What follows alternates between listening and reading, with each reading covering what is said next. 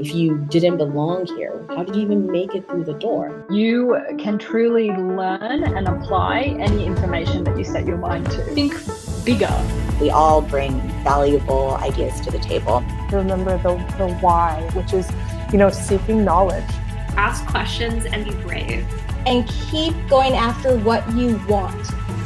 The impossible is not impossible. Dr. Kimberly R. Minor is a climate scientist and program manager at the NASA Jet Propulsion Lab. Her research on climate risk has taken her to the planet's extreme environments, from the North Pole to Antarctica and Mount Everest. Kimberly is also an If-Then Ambassador alum. Oh, my goodness. Kimberly, we are so excited to have you here with us today. Thank you for joining This Is What a Scientist Looks Like. Oh, it's my absolute pleasure. Thank you for inviting me. Now, these episodes that we're doing are a little different because we're also mindful of the fact that the statues are going to new places. They're finding new homes. And yours has a particular journey that has gone on that we want to talk to you about. But before we get really into this, we really would love to drop into actually your work, which is so on par with a lot of conversations that are going throughout different parts of society right now, because you are actually focused on the climate that we live in. Like what we need to be alive. Yeah, for sure. And I mean, I almost don't know. There's so many places where we can start. Let me actually start with this. Because so many times when we are thinking about what these STEM careers look like, we're not really getting much of a glimpse into it sometimes, other than how it shows up in a movie, right? Can you tell us a little bit about your work? Like, are you constantly just, alone in a room? Are you outside in the field? Do you ever end up in danger, kind of? Like, what does your work look like? These are awesome questions. Thank you. So a big part of why I decided to become an earth scientist is because I do have those opportunities to be in the field. So for example, we spent all of last July, which was the hottest July on record, above the Arctic Circle, doing work, looking at permafrost, looking at the ways that the environment around us is changing. And even, some of it I spent on the oil fields, kind of observing what was going on up there. I do spend a lot of time writing, so thinking about things, working with others, collaborating on how we put our words on paper in a way that makes sense to others. I spend a ton of time in team meetings. I work on satellite projects now, as well as doing independent research. And so we spend a lot of time, working out all of the different things that need to be aligned and engineered in order to make, a satellite mission work once it's put into space. My goodness, that is huge. And so layered and intricate. So you're really out there having adventures. I like to think so. I'm having fewer adventures than I'd like. I'd like nonstop adventures all times, but I am having adventures at least a few times a year. We were talking earlier before we started about this picture above me. It's from 2016. A friend painted it for me. It's our 3 tents when we were stuck in a giant blizzard on a glacier. This little tent in the middle is mine, because mine was the first one to get completely covered by snow and rip into pieces. And it was, I think it ended up being a 7-day blizzard with 30-mile-per-hour winds and feet and feet and feet of snow. And it was very exciting. So my friend Steve commemorated it with this painting that's now above my workspace. That's amazing. What goes through your mind when you're in a 7-day blizzard in a tent? Well, I started each day by eating a Snickers bar in my sleeping bag so I could stay warm. So things like, where is my Snickers bar? Immediate things that are really important. And then you just try to keep yourself busy while keeping everybody safe and, digging the tents out from the snow, making sure that we're cooking and we're not accidentally, letting any gas into the cooking tent, things like that, that are just really finite day-to-day tasks in order to do the next right thing. It's kind of the same rules of any kind of wilderness experience. You want to just put one foot in front of the next and just do what's necessitated. Yeah. Okay, so I mean, you kind of started us off with the getting through a blizzard, figuring out where your Snickers bar is, and I'm thinking you've got to also be thinking about climate while you're in that type of situation, right? So I think that's the thing about both the field work we did this summer, right, with just horribly abnormal temperatures, 80 degrees Fahrenheit above the Arctic Circle, and thinking about what that means for the team, making sure you bring enough water, making sure that you bring enough food, because you're going to be tired more readily than if it were normal temperatures for above the Arctic Circle, 50 degrees Fahrenheit. And then for something like the blizzard, the snow was very, very wet. It was very, very heavy. Contained a lot more moisture than winter snow often does. And so all of these different things, these small tweaks, these ongoing changes are things that we have to think about when we go into the field. And when I wrote the piece on climate grief this summer, that was what inspired that, was, this idea that climate field scientists, earth field scientists, all of these different types of field scientists are really starting to put themselves more on the line, because the situations are changing so rapidly and there's so many extremes, whether it's atmospheric rivers or really hot temperatures, that could change the way that your fieldwork goes. So talk more about climate grief, if you will. When you say that term, especially for the work that you do, what does that actually mean for you? So I think that, like many of us who were born before the knots, before the 2000s, I've seen a huge amount of change in not that many decades. And I think that it's the rapidness, how quickly things are changing, that can be kind of startling. And especially when you're paying attention, right? My whole job is to pay attention to the world around me and really observe what's going on around me. So I feel like sometimes I notice changes happening really, really rapidly, and that can be startling, can be upsetting. And, I think there often is a sense of grief when you're hearing that, there's significant loss of bird species, significant loss of amphibian species, reptile species, all the different issues around what's going on with whales. I think that there's a lot of pain there because of our camaraderie and empathy with our animal sisters and brothers all over the planet.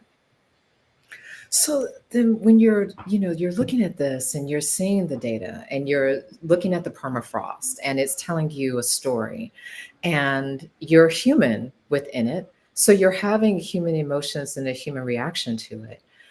Right now, like amongst you and your colleagues, as you're thinking through, okay, like you've done a lot of this work of climate awareness, you've done the guest lectures, you've been on the ground, you've written the papers, you've talked about all the things, you've talked to committees and governments and things of that nature. Where are you at now? Yeah, thanks for that question. One of my mentors and I, he was on the IPCC committee in the year they won the Nobel Prize, and has seen it all, been through all of these different places. And I think that that's something that he's been thinking a lot about, and that I've been thinking a lot about, is what is the next step here? We've raised awareness. They have raised awareness. It's starting in the year I was born. Hansen was testifying before Congress to say, hey, climate change is a big deal. So there were a lot of people working really hard on this, even the year that I was born, and since then. And I think that the conversation now is not so much around whether or not climate change is real. I think that's been very clearly settled.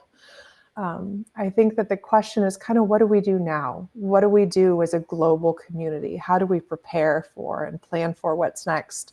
How do we incorporate rapid changes into our day-to-day lives and successfully, lead lives that are fulfilling? And what does that mean for the world around us? Do we need to kind of change the way that we interact with the world around us? I think there are really important questions that we need to be thinking about and working on as a global community. And we have this opportunity to do so right now. We're almost being forced, we're forcing ourselves to think about these big changes because of, the situation we've put ourselves in with the fossil fuel emissions. So as we're, thinking differently in relation to that, it seems like you also a lot of times encourage people to think differently about themselves and each other communally too, right? Like, I've seen the lectures where you've kind of told people like, look, turn toward one another and see if you can source inspiration from one another. Can you talk a little bit more about that? Like, what does community inspiration look like when we're thinking through these types of, climate questions that we have and what we're working toward in relation to solutions? So I remember my mom had a canvas bag growing up that said, think globally, act locally. And, that was like a big slogan, especially for those of us that were a little more hippied out. And I think that still kind of resonates, right? It's really important for us to think about the impacts of global climate change and all of these other socioeconomic and sociopolitical dynamics that are shifting, and think about how we can act locally, how we can build our own communities, how we can, create biodiversity hotspots in our own backyards. I think that both things have to exist simultaneously. We have to think about how to really nourish and enhance our own local ecosystem while also thinking about the implications to a global ecosystem. It's like you talked us through these ways that we can locally empower ourselves. It doesn't have to be some big effort that we make somewhere else, but there's actually things we can do ourselves right where we are. So when you think through that for yourself, like, are there actually things that you're doing locally to go ahead and make, the kind of changes that you want to be seeing? Yeah, I think we know for a fact now, especially after the data from the pandemic, that in order to slow climate change, we really are going to have to slow the emission of fossil fuels from corporations and oil companies on this really large scale. So while we're working on that, on a personal level, some of the things that I think about are, enhancing the biodiversity in my area through window boxes or through planting native seeds, providing food and water for the birds as they migrate through. I live by the ocean, so I make a habit of cleaning plastic and styrofoam up whenever I go to the beach or to the harbor. Just little things like that that help me feel more connected to my ecosystem and, make sure that I'm participating as a positive force in my local community and my little local ecosystem. Did you always think like this? Like, was this kind of always part of your life philosophy? Well, I was really lucky. I grew up in a place that was really beautiful, and I had a lot of freedom. I was one of those 90s latchkey kids who, we had parents around, but I was more than welcome to go and explore until the sun went down. So yeah, I guess it's always been of interest to me to be outdoors, looking at rocks and climbing and scraping my knees on trees. But I also think that it's become super important now for us to all think about this together, for us to really preserve the only planet that's habitable, in the known universe. And that's pretty important and pretty awesome. And I'm going to go back for a second to the piece that you mentioned briefly. You wrote a piece about climate grief. What was the reaction that you got from the piece? And was it what you were expecting, or was it completely different?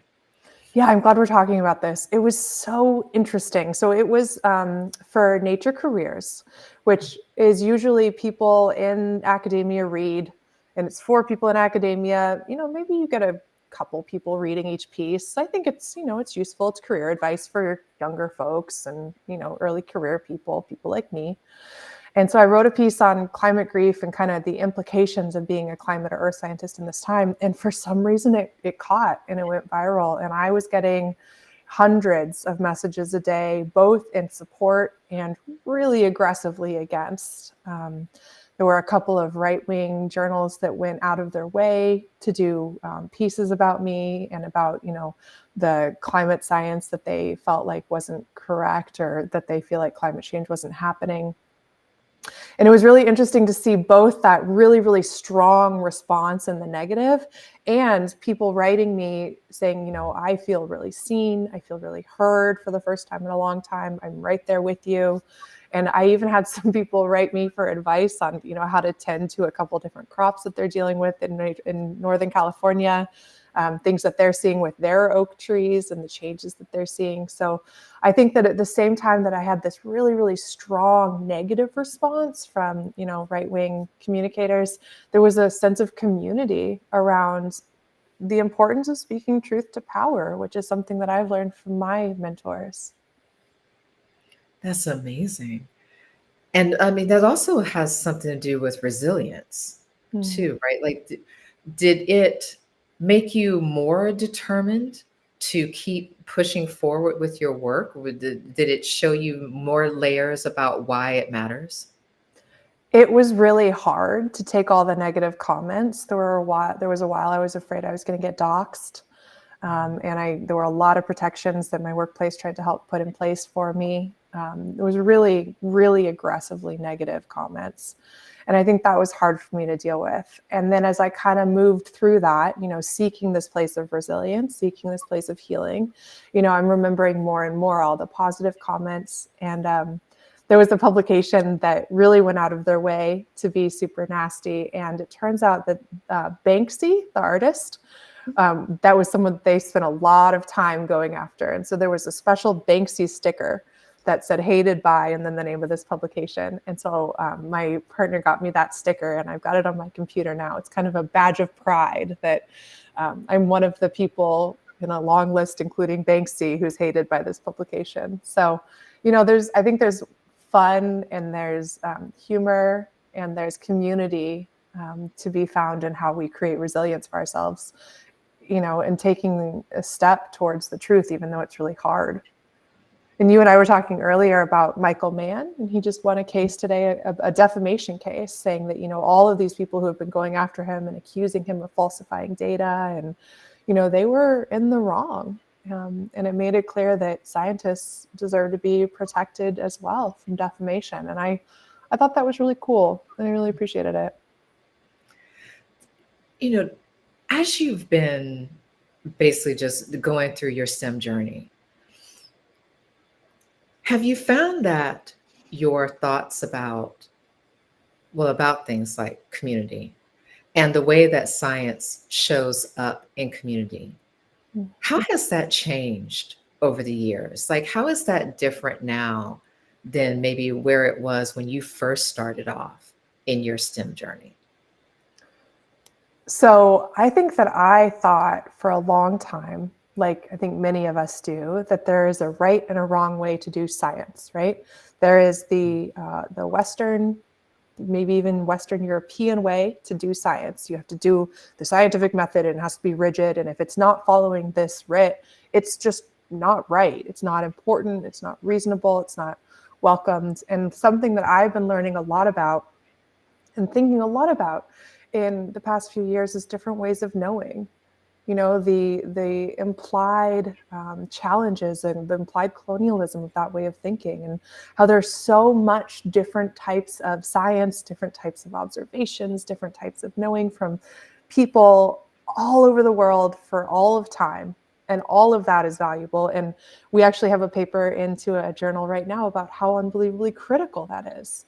The record of measurements, the instrument record, starts a little over 200 years ago, especially for, you know, North America.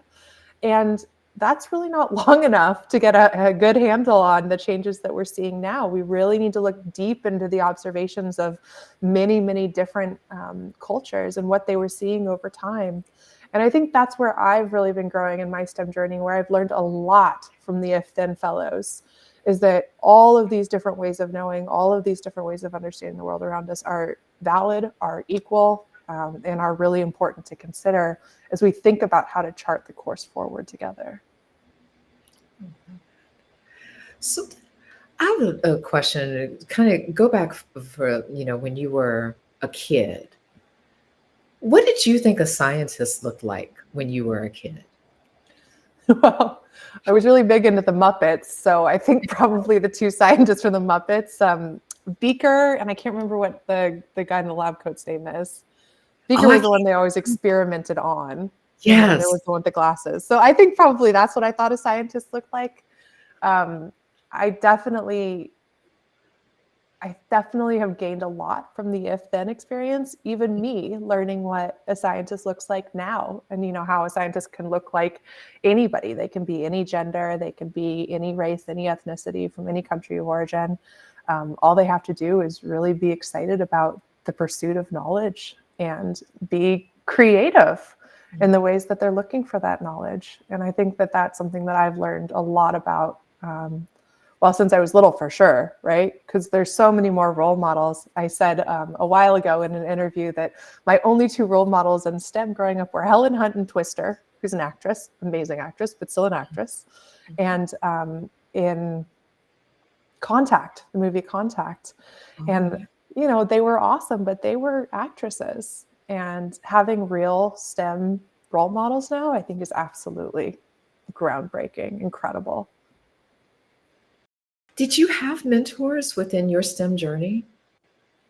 Yes, I have incredible mentors. I think that in my case and in many people's cases, mentors are the reason that we're able to persevere and learn everything that we're able to do. And, that resilience piece, right? Who do you turn to Right. when something goes differently than you think it's going to be? You've got to have those mentors in place. How did you find them, or did they find you, or did it just kind of happen? I've reached out to a few women on my journey. So in DC, I had a couple amazing mentors, one who worked for the National Academies, one who was a colonel, and so awesome, so tough. And then besides that, it's really been people who have either been my professors or advisors during my journey, or like at my current job, I've got a couple of people that I learn from and collaborate with on projects who have become my mentors because I just have learned so much from them, and we're able to successfully work together and come up with new ideas, ask a lot of really hard questions. I love that. Have you been mentoring as well? Like, do you have mentees? I do. I've actually had a couple mentees graduate and go off to have really successful jobs, and it's a little bit less intensive mentoring at that point, right? Because they're kind of on the next phase. But yeah, I'd like to think that a lot of the relationships that I have in different places have the opportunity to become mentor-mentee relationships. So let's talk for a moment about, your statue. Because it's, again, not a lot of women get memorialized, and that's unfortunate. And so, this was a very important thing to actually like commemorate the work that women in STEM are doing right now. As you're thinking about your statue and thinking about the work that you do, thinking about how you've been showing up in the world and really the legacy that you're living and you're leaving, what was coming to your mind? Like, what kind of things were you thinking about as you were deciding where your statue should be placed, and where's it going? Sure. Okay. So my parents moved to Montana, goodness, like 11 years ago from Southern California, where all my siblings and I live. And we were just dumbstruck why they would want to live in Montana, but they I was just, love did it. they tell you? Did you know they were moving to I mean, Montana? Or they let us know before they left. Yeah. But, we were all graduated and grown. And so it was up to them at that point. And so they moved to Montana, and they absolutely love it. They have a super vibrant community, and whenever we come to visit, they take us to the mountains. And through some happenstance, there were a number of science centers that were doing if-then exhibits that were kind of highlighting, what a scientist looks like. And the Montana Science Center was one of them. And so a couple of years ago, I had the opportunity to go in the summer and check out the Montana Science Center. And I was just so overwhelmed by how wonderful it was. It's a series of hands-on exhibits, everything, from looking at native fish species close up in, a tank that they have and a small ecosystem that they have, to creating bubbles, to working with fulcrums, to playing with lasers, to 3D printing. They had everything. And they had this little exhibit dedicated to, three of us with our portraits and some of the information about our STEM journey and our videos. And it was just so cool and so honoring. And so when, we were told that we could let our statues go somewhere, that they would go, live, we could choose where they were going, I decided that the Montana Science Center would be perfect because it had been such a pleasure. We're having an earthquake right now, so just give me 1 Yes. second. That's what I said. Oh, this is an earthquake. When we were offered the opportunity to place our statue somewhere, I thought that this would be a great home for it, both because I was so impressed by the museum and I loved the staff so much. It was such a great experience. And also because I just don't know how many other statues are going to make their way up into, northern US. I think there are some in Seattle. But it's important for people in all different parts of, America and ideally of the world to know that women can be scientists and that this is what a scientist looks like. So that was the motivation for putting it there. And it was just, a nice thing that my parents are nearby as well. So much of your work is, of course, focused on the future. I mean, it's focused on the present, but with the future in mind, like why it actually matters to be a steward of the ecosystem that we have right now and be able to offer something to future generations.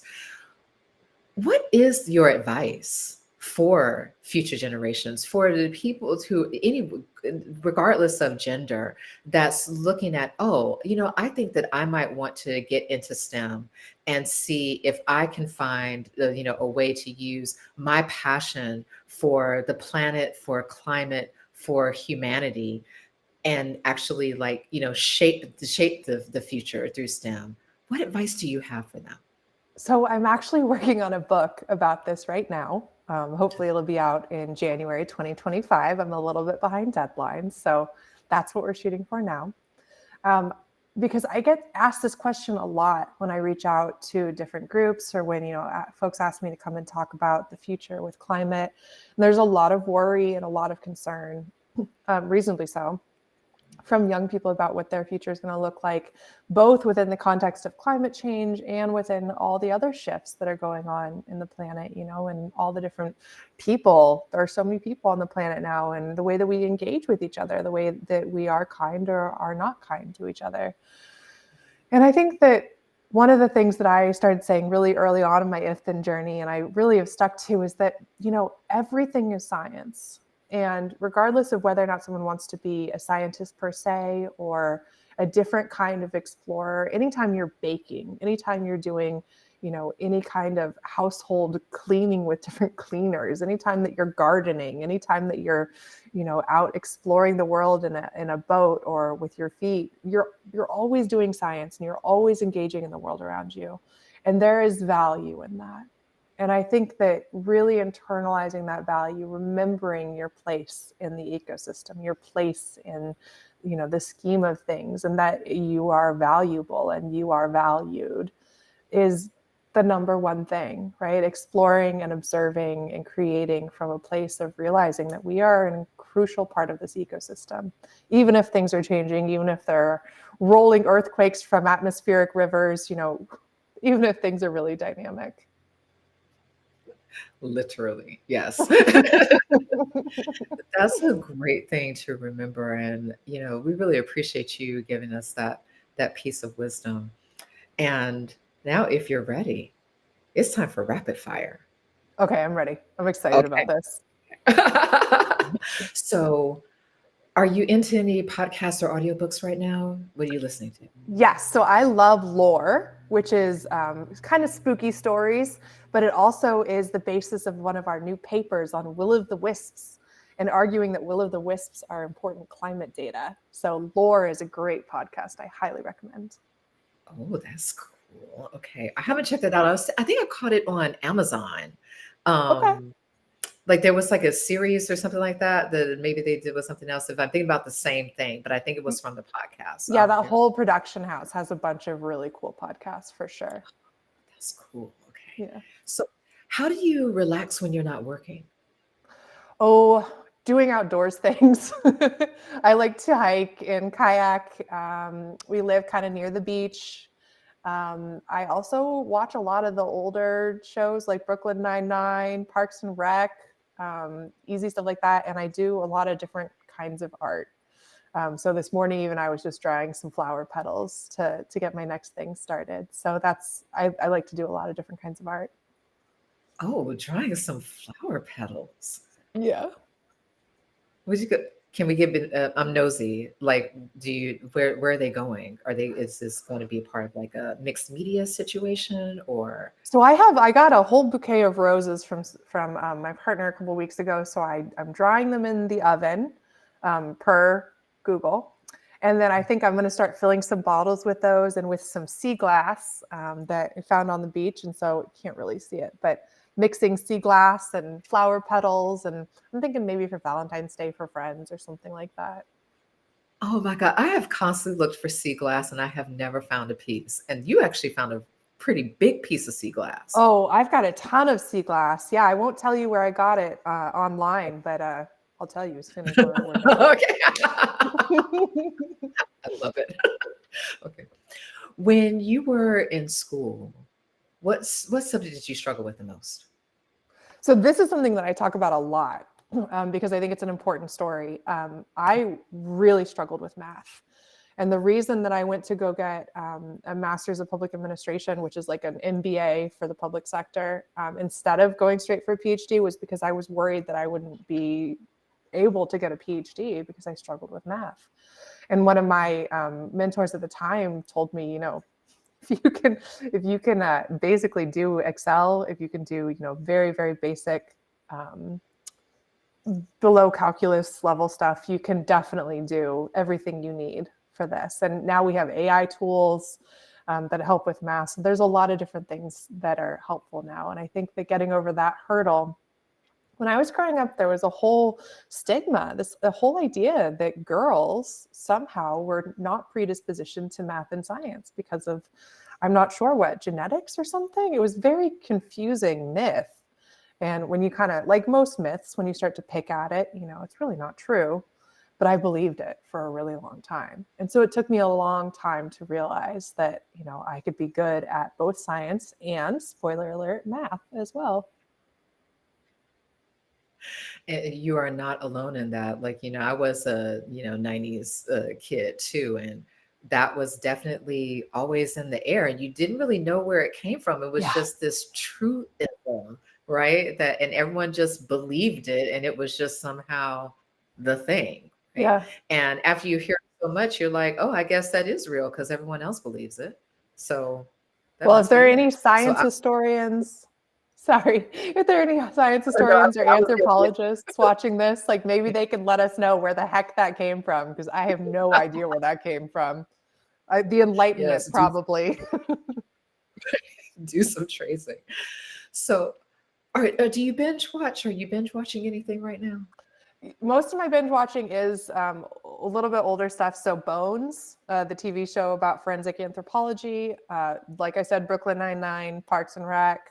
And then we just watched For All Mankind, which is kind of an alternate history of NASA.